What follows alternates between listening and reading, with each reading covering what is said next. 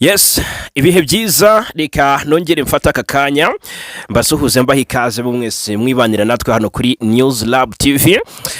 Ni muri aya makuru rero yo kuri aya manywa yo kuri uyu wa gatandatu tariki 14 Gashyantare 2026 ibya Repubulika Iharanira Demokarasi ya Kongo ndetse na AFC M23 Leta Zunze Ubumwe za Amerika zibyinjiyemo. Mutese bigenze bite? Nyuma yuko mu minsi nk'ibiri ishize twabwiye ko Angola yasabye impande zihanganye guhana gahenge ndetse akagahenge kagatangira kubahirizwa bitarenze ku gicamunsi cya tariki 18 Gashyantare, no kuvuga ngo ni mu minsi nk'ine iri imbere. Ubwo rero Angola ikavuga iti buri ruhande nta na rumwe rusabwa kuba ruri kurasa urundi guhera ku gicamunsi cyo ku itariki 18 Gashyantare 2026. Ni ibintu Kinshasa yagize itya iyo by'uburari ivuga ko ibyishimiye cyane ko kandi rwose irajwe ishinga no kubahiriza ubusabe bwa Repubulika ya Angola.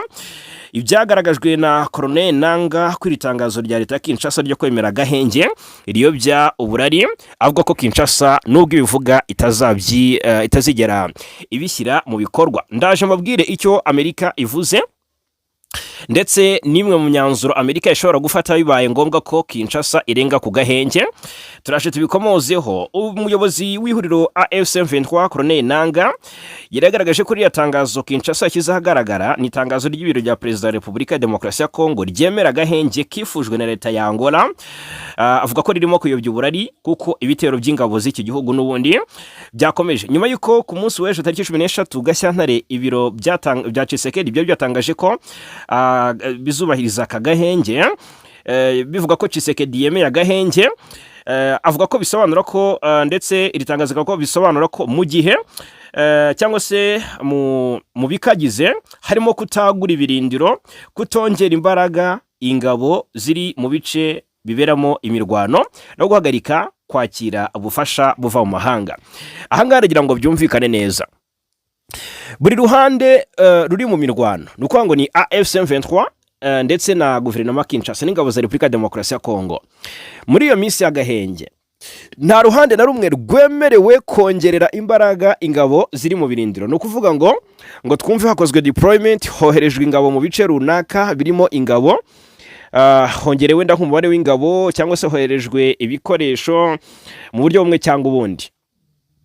Ahangaha ariko nanone ku kijyanye n'ubufasha bw'amahanga no kwanga niba AFC M23 ivuga ko ibifashwa n'u Rwanda muri icyo gihe cy'agahenge ntabwo hemerewe na gato kuba habaho kohereza ubufasha ubwo aribwo bwose iri huriro AFC M23. Byumvikane neza.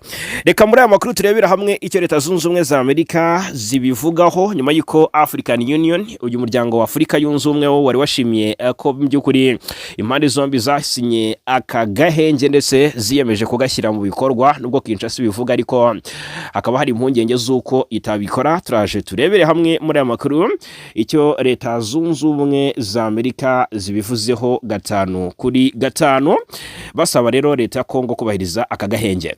Reka mbabwire ko muri aka kanya M23 iramagana Perezida Ndayishimiye ukomeje kugaba ibitero ku banyamulenge. Ndaje mbabwireho 5-5 muri aya makuru. Abanyamulenge byageze aho bajyana leta y'u Burundi mu rukiko kubera ibikorwa bakomeje gukorerwa n'ingabo zirimo iz'u Burundi. N'urukiko rero mu by'ukuri rw'umuryango wa Afurika yunze ubumwe EAC. Abanyamurenge rero barashinja guverinoma y'u Burundi gukorera muri Repubulika ya Demokarasi ya Kongo ibyaha by'intambara ndetse n'ibyo basira inyoko muntu, dore ko ibitero by'indege hariya muri Kivu y'Amajyepfo, ubwicanyi bukorerwa hasi ku butaka bigirwa mu ruhare n'igisirikare cy'u Burundi FDNB. Ndaje nabyo tubigarukeho 5-5. Indi nkuru nza kwibandaho mbabwira turanyarukira i Addis Abeba muri Ethiopia. Hari inama bigaragazwa ahangaha ko iza kuba yiga ku mutekano ukomeje kubiyanga ku butaka bw'Uburasirazuba bw'igihugu cya Repubulika Iharanira Demokarasi ya Kongo. Ni inama ya 39 y'uyu muryango wa Afurika yunze ubumwe ndetse ni inama iza kuba irebera hamwe ku mahoro n'agahenge mu ntambara yo mu Burasirazuba bwa Repubulika ya Demokarasi ya Kongo, dore ko iyi nkuru ingaragariza ko ari bimwe mu by'ingenzi biza kwigwaho. Perezida Tshisekedi yageze i Addis Abeba mu nama, hanyuma ariko u Rwanda ruhagarariwe na Minisitiri minisitiri w'intebe. Perezida Kagame ntiyagaragaye cyangwa se ntiyabonetse, yahagarariwe na minisitiri w'intebe Dr Justin Nsengiyumva wageze muri Ethiopia ku munsi w'ejo. Rero muri iyi nama y'abakuru b'ibihugu ndetse na za guverinoma zigize umuryango wa Afurika yunze ubumwe, nk'uko twahoze tubigaruka mu makuru yacu yatambutse, Minisitiri Dr Justin Nsengiyumva wahagarariye Perezida Kagame akigera ku kibuga cy'indege cyahariya ya Addis Abeba, yakiriwe na minisitiri ushinzwe amahoro yitwa Mohamed Idris, ari kumwe n'umunyamabanga wa leta ushinzwe ububanyi n'amahanga Ambasaderi Beranu Tsegaye. Turanyarukira ku kibuga cy'imirwano, amakuru ari guturukayo ni menshi, turibanda ku yari kuvugwa hitwa ngo ni Buhaya, ni muri axe zegera Pinga ya Warikare. Haravuga urujya n'uruza rw'abasirikare ba M23 kuva mu ijoro ryo kuwa kane rishyira kuwa gatanu, n'amaginga ya ubwoba ni bwose muri ibyo bice. Aya makuru turaje tuyave imuzini muzingo gatanu kuri gatanu. Nongeye kuba ikaze, reka rero mbibutse ko byoroshye cyane gukomeza kwibanira natwe, ni subscribe cyangwa sabone hano kuri News Lab TV, ugakanda like tukabone ko bikunda, ugatanga igitekerezo cyangwa se comment, ukanakanda share cyangwa se gusangiza abandi aya makuru. Ibi byose ariko ukabikora mu gihe nawe ubwawe wumva wanogewe. Amerika yasabye leta ya Kongo kubahiriza agahenge. Repubulika ya Demokarasi ya Kongo na Amerika bimaze iminsi bisa nkaho bitari kumvikana ku ngingo zimwe na zimwe, nubwo habayeho gusinya amasezerano y'amahoro hagati y'u Rwanda na Repubulika ya Demokarasi ya Kongo bigizwemo uruhare na Leta Zunze Ubumwe za Amerika. Ariko ayo masezerano agasinywa harimo clause yo gukorana ku bijyanye n'ubucuruzi n'ubucukuzi bw'amabuye y'agaciro, aho Amerika byagaragajwe ko ariyo donc Trump yabikoze agamije inyungu z'igihugu cye. Ariko Tshisekedi nawe ukunze guhonga amabuye y'agaciro ibihugu by'amahanga ngo bimuhe umutekano, yakomeje kwizirika kuri Leta Zunze Ubumwe za Amerika. Nyamara bamwe mu banyepolitiki batandukanye bo muri iki gihugu cya Kongo bagaragaza ko Amerika itari kubera imfura igihugu cya Repubulika ya Demokarasi ya Kongo, bigera naho rwose Repubulika ya Demokarasi ya Kongo yatangiye no gutekereza ku kuba yakwirebera Ubushinwa ng'abari bwo bakorana, bahana ingurane Ubushinwa bufashe Kongo kubona amahoro, ariko Kongo nayo mu by'ukuri itanga ayo mabuye ku gihugu cy'Ubushinwa gihanganye na Amerika. Iki si cyo nje ngo tugarukeho. Iri tangazo Amerika igize gutya isaba leta ya Kinshasa ikintu gikomeye. Ahangaha ntago hagaragazwa niba na AFC/M23 hari icyo isabwa. Ibi bigasa naho byamaze kugaragara ko Kinshasa yamaze kuba cyakiringiti gitose kituyoroswa itajyobahiriza ibyo yiyemeje. Ubwo rero bikomoje ku nkuru ivuga uburyo umujyanama mukuru wa Perezida wa Leta Zunze Ubumwe za Amerika mu bufatanye na Afurika Masadi Bolosi yasabye ubutegetsi bwa Repubulika ya Demokarasi ya Kongo kubahiriza agahenge nk'uko bwabyemeye ku itariki 13 Gashyantare 2026. Ibiro bya Perezida wa Kongo byatangaje ko Felix Tshisekedi yemeye agahenge kasabwe na Amerika, kasabwe na Angola murambabarira, akaba n'umuyobozi w'umuryango wa Afurika yunze ubumwe ayo.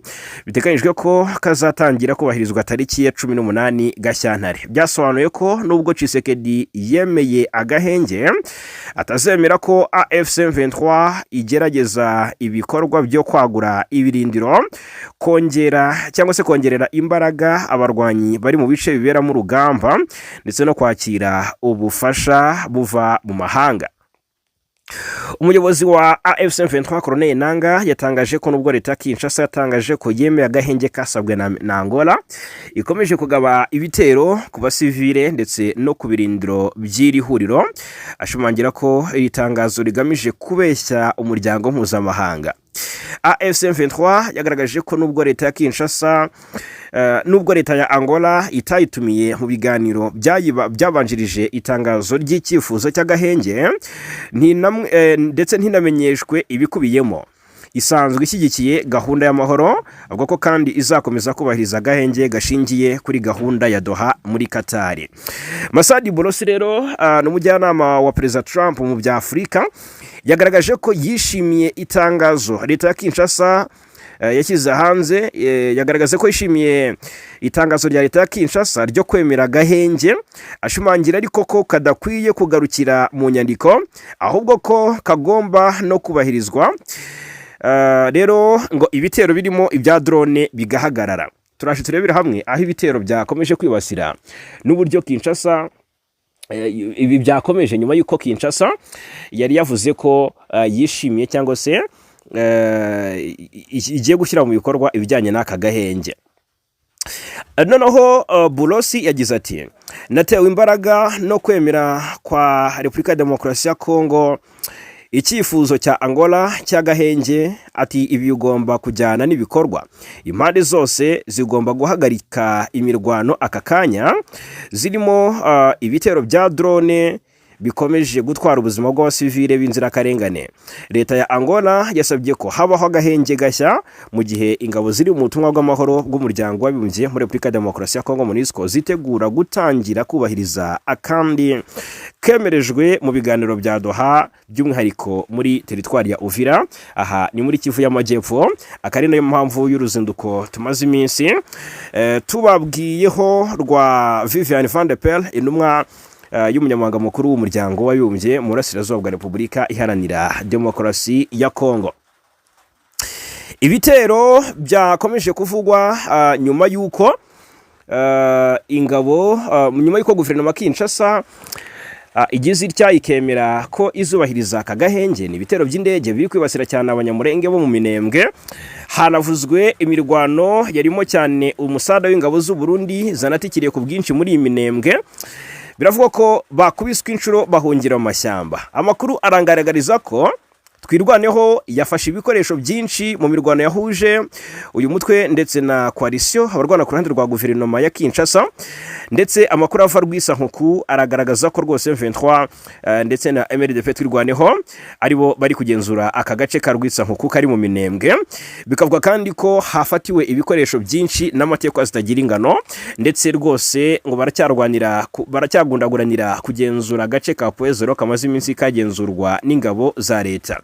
Inkuru tuyinjiyemo tutayiciye mu masunzu na makuru aturuka mu gice cy'imisozi miremire yo muri Kivu y'Amajyepfo, aravuga ko ingabo zirimo cyangwa se ziganjemo iz'u Burundi zakubitiwe ahababazwa mu mirwano yiriwe isakiranya Twirwaneho ndetse n'izi ngabo z'u Burundi zifatanyije na FARDC na FDLR na Wazalendo. Ngo byabaye ngombwa ko rero coalition nyuma y'uko ikubiswe na Twirwaneho zihungira mu mashyamba zirabundabunda. Rero izi zifatanyije n'iza Tanzania, biravuga ingabo za Twirwaneho, biravuga ko Twirwaneho yarwanye na FARDC, FDNB ndetse n'ingabo za Tanzania n'abacancuro. Murabizi ko bamaze igihe kigera ku cyumweru bagaba ibitero ku banyamurenge bo mu misozi miremire. Kwa kane tariki 12 Gashyantare ingabo z'u Burundi zatwitse amasantre atatu. Ayo masantre atatu yatwitswe n'ingabo z'u Burundi FDNB atuwemo n'abaturage b'abanyamurenge. Zanishe abarimo n'umukecuru imyaka 100, ejo twabigarutseho imyaka 101 byari imbere yo kwirara mu myaka y'abaturage zikayirandagura. Ni ibikorwa by'ubunyamaswa mw'abantu mwe. Hanyuma ziriya ngabo zigize ihuriro rirwana ku ruhande rwa leta ya Kinshasa kandi zimaze icyumweru zirwana n'umutwe wa Twirwaneho. Amakuru aturuka mu bice by'imisozi miremire aremeza ko ku munsi w'ejo kwa gatanu ibintu byari bicika. Havuzwe ibitero bikomeye by'ihuriro ry'ingabo za leta byaturutse mu duce twa Mukoko, ahitwa Nyaruhinga, ahitwa Karongi, za Bicumbi, Karingi ndetse na Bidego. Ariko ni mbere yuko ingabo zigize coalition nyine ziraswa bikomeye zigahungira mu mashyamba. Ni imirwano kandi Twirwaneho yafatiyemo agace ka Rwitsankuku nkuko nabibabwiye. Ubu Rwitsankuku rwose ni tombe nkuko amakuru abigaragaza. Andi makuru kandi avuga ko impande zombi zikomeje kurwanira kugenzura agace ka Poezero kamaze iminsi kagenzurwa n'ingabo za leta ya Kongo FARDC n'abambari bazo. Turakira kandi amakuru avuga ko imirwano yo ku munsi w'ejo kwa gatanu yarimo ibitero bya drone. Wumve ko ahangaha ngo drone zibarirwa mu 10 nizo zifashishirwa ahangaha. Gusa Twirwaneho biciye muri Colonel Rugabo Fidel yavuze ko izo drone zamaze kuvugutirwa umuti. Kuvugutirwa umuti rero ni mu buhe buryo? Ni mu kuba ntago ari mu kuba zarashwe, ahubwo yavuze ko asa n'uwumiwe. Ati biratangaje kubona haterwa bombe za drone zirenga 168 mu isaha imwe gusa.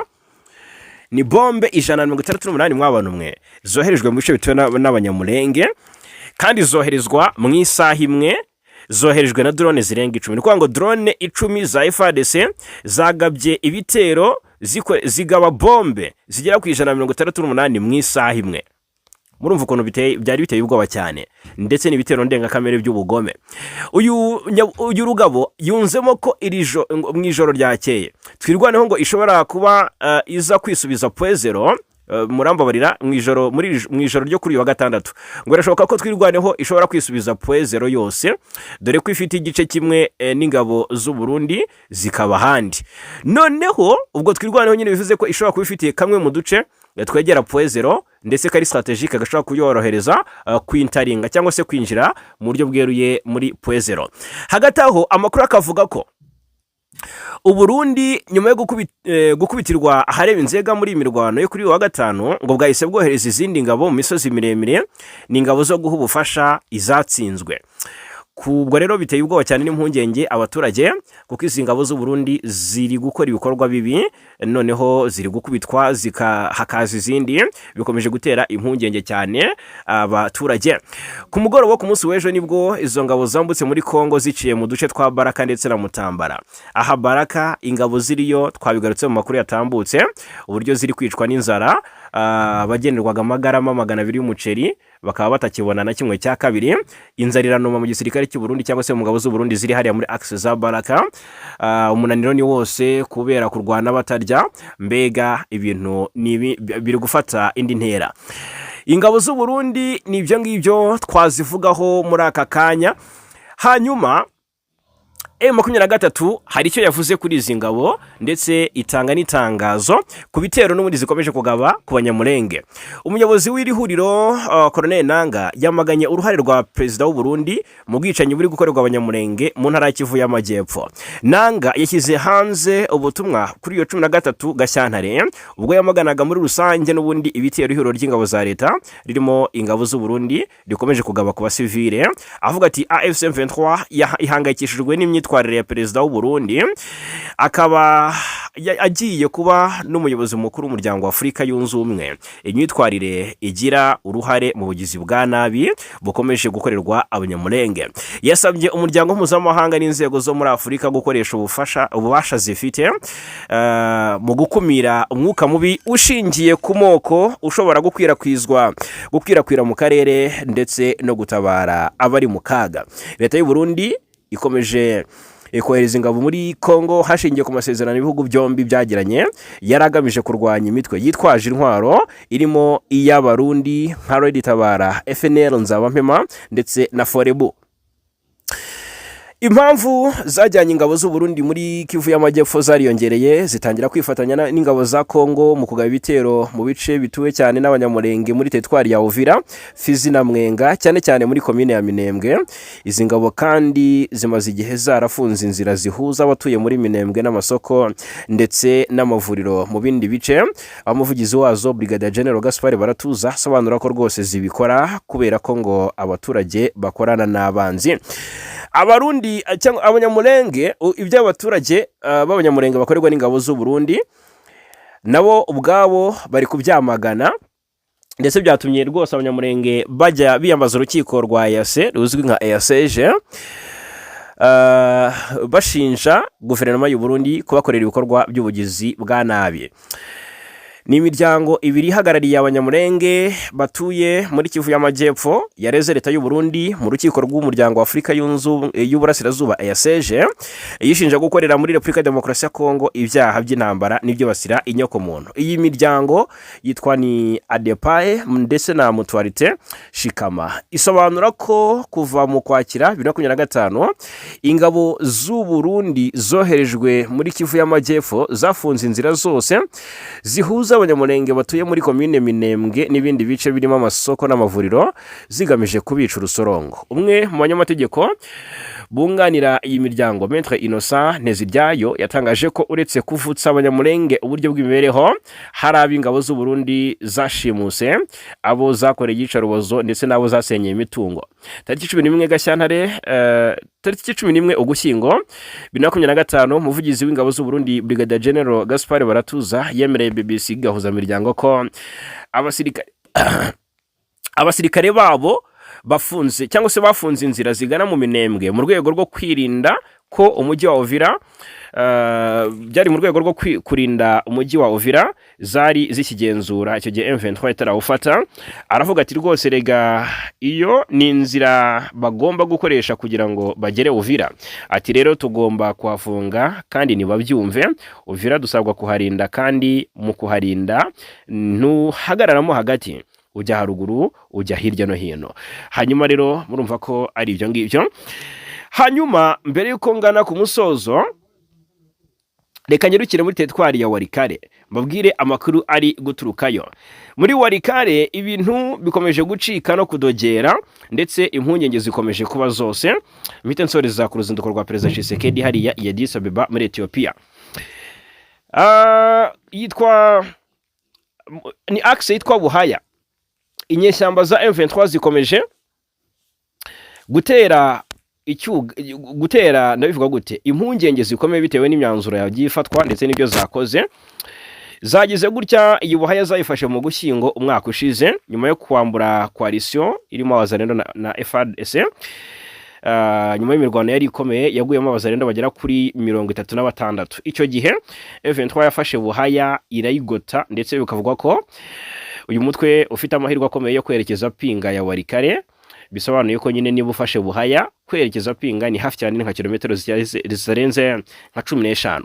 Noneho ejo bundi kuwa kane M23 igira kiratungurana irasohoka, nta mirwano ibayeho, nta makuru avuga ko yenda ngo bategura kuyigabaho ibitero, ahubwo M23 igira gutya irasohoka neza muri birindiro byayo bya Buhaya yagohokeye mu kwezi ko Gushyingo umwaka ushize.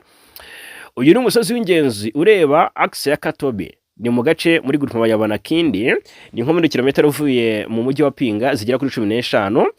Aha ni Kisimba. Noneho ni muri teritwari ya Walikale.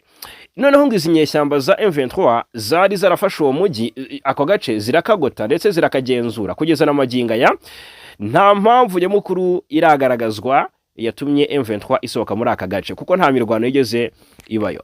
Nyuma yo kwambura Wazalendo aka gace, Wazalendo zarahunze zihungira Pinga, ariko bikavugwa neza ko M23 yahagenzuye itazi neza aho Wazalendo zahungiye.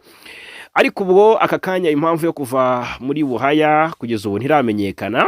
Gusa umunyamabanga nshingwabikorwa w'itsinda rya Kisimba wa groupe ya Kisimba wemeje ayo makuru, yavuze ko nta makuru ahari ku cyerekezo abo barwanyi bafashe, kuko ngo bavuye muri ako gace mu ibanga rikomeye ari mu masaha y'ijoro, nk'uko byatangajwe na Lavi Changwi. Ngo abaturage ba Katobi babonye kuri wa gatanu mu gitondo ko umusozi wa Buhaya watawe n'inyeshyamba za M23.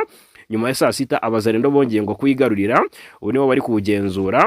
Bari baratakaje uwo musozi mu mezi 3 ashize. Uko kuhava kwabaye mu gihe umutekano ugikomeje kuba muke mu karere ka Walikale, aho ingendo z'imitwe yitwaje intwaro zikomeje guteza impungenge n'ubwoba mu baturage bo muri icyo gice cyo muri Kivu y'Amajyaruguru. Felix Tshisekedi yageze i Addis Ababa muri Ethiopia, ni mu nama ya 39 y'umuryango wa Afurika yunze ubumwe AYO, yiga ku mahoro n'umutekano ndetse n'agahenge mu burasirazuba bwa Kongo. Ngo biri mu by'ingenzi byigwaho. Perezida wa Repubulika ya Demokarasi ya Kongo Felix Tshisekedi Chilombo yageze i Addis Ababa kugira ngo yitabire inama ya 39 isanzwe ihuza abakuru b'ibihugu na za guverinoma b'umuryango wa Afurika yunze ubumwe AYO, iteganyijwe kuri uyu wa 14 ndetse no ku ya 15 Gashyantare mu murwa mukuru wa Ethiopia. Iyi nama ifite insanganyamatsiko igira iti guharanira ko amazi ahoraho, no guharanira amazi ahoraho, kandi nisanganyamatsiko igira iti guharanira ko amazi ahoraho kandi isuku n'isukura bikagerwaho mu buryo burambye, hagamijwe kugera ku ntego za agenda 2063. Mbere yayo habaye inama ya 48 isanzwe ya njyanama nshingwabikorwa ya AYO. Uretse ibijyanye n'amazi n'isuku, abakuru b'ibihugu bagomba kuganira ku bibazo by'amahoro n'umutekano ku mugabane, ikibazo cy'inzara, guhangana n'imihindagurikire y'ikirere no gushyira mu bikorwa isoko rusange rya Afurika. Banateganya kwiga ku buryo Afurika yakongera ijambo cyangwa se yakongerera ijambo mu nama y'umutekano w'umuryango w'abibumbye. ibibazo by'umutekano biri ku mugabane birahabwa umwanya wihariye muri iki kiganiro cyangwa se muri iyi nama ya 39 cyane cyane ibiri kubera mu burasirazuba bwa Kongo, muri Libya, mu karere ka Sahel ndetse no muri Sudani, ndetse n'ibiza n'ibibazo by'ubutabazi byihuse. Kimwe mu byitezwe cyane muri iyi nama ni ihererekanya bubasha ku buyobozi bwa AU, aho perezida w'u Burundi Evariste Ndayishimiye azasimbura perezida wa Angola Joao Lourenço ku buyobozi bumara umwaka umwe mu rwego rw'imbaraga za Afurika ndetse n'imbaraga zo gushaka amahoro n'umutekano mu karere k'ibiyaga bigari. Angola rero yatanze igitekerezo cy'uko haba hagahenge hagati ya guverinoma ya Kongo n'utwa M23 guhera ku wa gatatu tariki 18 Gashyantare. Ibi byatangajwe nyuma y'inama yabereye i Rwanda yahuje perezida wa Angola Joao Lourenço, perezida wa Kongo Felix Tshisekedi, perezida wa Togo ariwe Faure Esozima Nyasimbe akaba n'umuhuza wa AU, ndetse n'uwahoze ari perezida wa Nigeria Olusegun Obasanjo wagizwe umufasha mu buhuza. Itangazo rya Angola rikavuga ko tariki yatanzwe izatangira gushyirwa mu bikorwa ari uko impande zombi Kinshasa n'utwa M23 ushyigikiwe ngo n'u Rwanda zibanje gutangaza ku mugaragaro ko zemeye agahenge. Ni Angola yanavuze ko gutangira icyiciro cy'ibiganiro by'abanyekongo kizatangazwa mu gihe gikwiye kikazabera i Rwanda. Ibi bikorwa bikurikira iyo nama yo ku rwego rwo hejuru yabereye i Rome ku itariki 17 Mutarama, yari igamije gushimangira inzira y'amahoro muri Kongo no mu karere k'ibiyaga bigari. Nyuma yayo AU yasobanuye neza imiterere y'ubuhuza bwayo buyobowe na perezida wa Togo Faure Nyasimbe bufashijwe n'abandi bafatanyabikorwa batanu ndetse n'ubunyamabanga buhuriweho na AU ndetse n'imiryango yo mu karere. Ubwo hari uruhare rw'abafatanyabikorwa mpuzamahanga barimo Leta Zunze Ubumwe za Amerika mu biganiro bya Washington ndetse na Qatar mu biganiro bya Doha hagati ya Kinshasa na M23 AFC. Ku butaka haracyari umwuka mubi ndetse n'ibirego byo kutubahiriza amasezerano hagati y'impande zombi. Addis Abeba, ubuyobozi bushya bw'u Burundi bwatangaje ko mu byo buzibandaho harimo kwihutisha ishyirwa mu bikorwa ry'insanganyamatsiko y'umwaka wa 2026 ku bijyanye n'amazi n'isuku, gukomeza ibiganiro by'urubyiruko ku mahoro n'umutekano no kongera uruhare rw'urubyiruko n'abagore mu bikorwa byo gushaka amahoro mu rwego rw'ikorwa ryiswe gucecekesha intwaro bitarenze 2030. Uburundi ngo bugomba gutangira ku mugaragaro kuyobora AU guhera ku ya 15 Gashyantare uyu mwaka, ni ku munsi w'ejo. Bikaba ari ubwa mbere buyoboye uyu muryango kuva washingwa mu mwaka w'1963 ku izina rya OUA waje guhinduka AU. Reka rero mbabwire ko Perezida Kagame ntago yitabiriye inama, ahubwo yahagarariwe na Minisitiri w'Intebe Dr Justin Nsengiyumva waraye i Addis Abeba muri Ethiopia. Ngaye nguko rero reka mbashimire cyane kuba natwe muri aya makuru yo kuri aya manywa yo ku gatandatu tariki 14 Gashyantare 2026 5 kuri 5 kuri News Lab TV. Turakomeza kuba